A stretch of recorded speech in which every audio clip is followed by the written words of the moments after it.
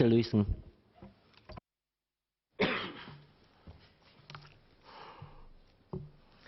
So I stand in support of the bill. I've seen firsthand the amazing work our SCDF does, and let me start by thanking them for keeping all of us safe and for risking their lives to save ours. I support the strengthening of SCDF's regulatory and enforcement powers and the increase in penalties for fire-related offences. The bill will empower the Commissioner to mandate building owners to install critical fire safety upgrades, such as fire alarm systems. I strongly support this, as the fire alarm system provides early warning to occupants and can potentially save lives, a lot of lives. My question is, if we agree that having a fire alarm system saves lives, why do we not have it for our HDB flats? It seems even stranger that we have fire alarm systems for our HDB multi-storey car parks, where nobody lives, but not in our HDB flats, where hundreds of people live. Why? I know the reply will be that, quote, under our fire code, all residential units are designed as fire compartments, typically using fire-resistant walls and floors and fire-rated main entrance doors to mitigate fire spread, unquote. But we know that this is not the case in recent fire incidences. So the majority of fire injuries in 2018 were caused by fires in residential buildings. Worryingly, there was a massive 50% increase in the number of fire injuries, from 60 injuries in 2017 to 90 in 2018. All 4 fatalities caused by fires in 2018 also occurred in HDB flats.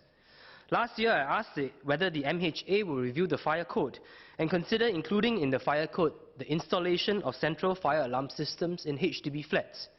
Minister Shanmugam responded that all new residential units and residential units undergoing works which impact fire safety will be required to install the home fire alarm devices, or HFADs.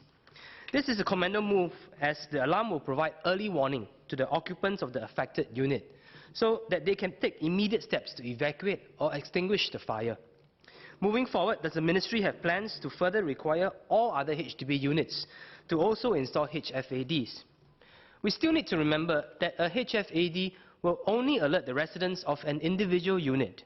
Again, without a centralized fire alarm system, the only way of alerting other residents in the block of the fire is for our firemen or policemen, or perhaps grassroots, to go unit by unit, knocking on each and every door.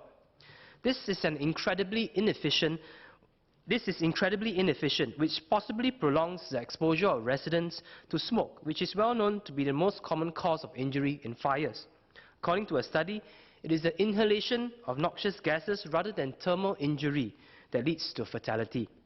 I sincerely hope that MHA will consider mandating centralized fire alarm systems in every HDB block.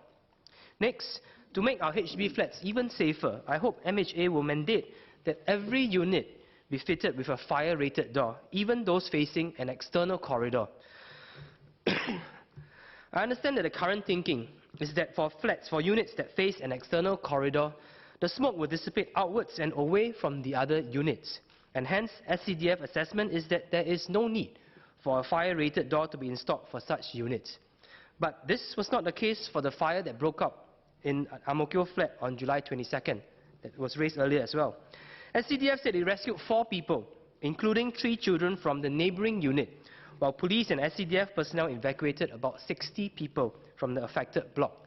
This was a HDB unit facing an external corridor, and the neighbouring units were affected.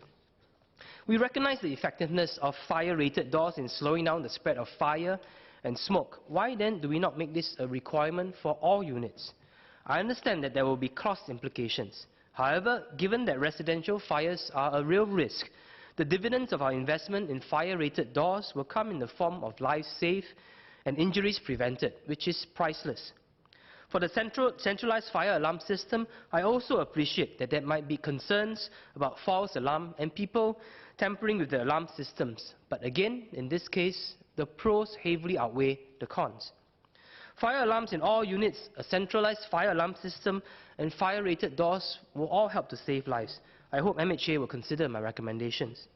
Lastly, with regard to the appointment of third-party officers, the new Section 8F provides for the appointment of supplementary enforcement officers, or third parties, to take charge of routine fire safety enforcement checks and building inspections. The rationale behind this amendment is for SCDF to focus its resources on more complex enforcement matters instead. I would like to seek a few clarifications on these new provisions. First, these third-party officers have very broad and diverse powers and tasks. Can the Ministry clarify how these officers will be selected and suitably trained to ensure they can understand and perform their responsibilities just as effectively as an SCDF officer? Second, I understand that these third-party officers will be subjected to audits conducted by the SCDF. Can SPS share more about the scope and frequency of these audits? Will SPS or will the Minister have oversight of the audit findings? Third, can the Ministry consider implementing a reporting mechanism to ensure that third-party enforcement is being carried out in a fair and effective manner? What other safeguards will be put in place to keep these officers in check? Such checks and safeguards will be useful in ensuring that third-party officers are compliant with the provisions of this Act and carry out enforcement properly. So notwithstanding these clarifications, I stand in support of this bill, which will better protect our people from fires.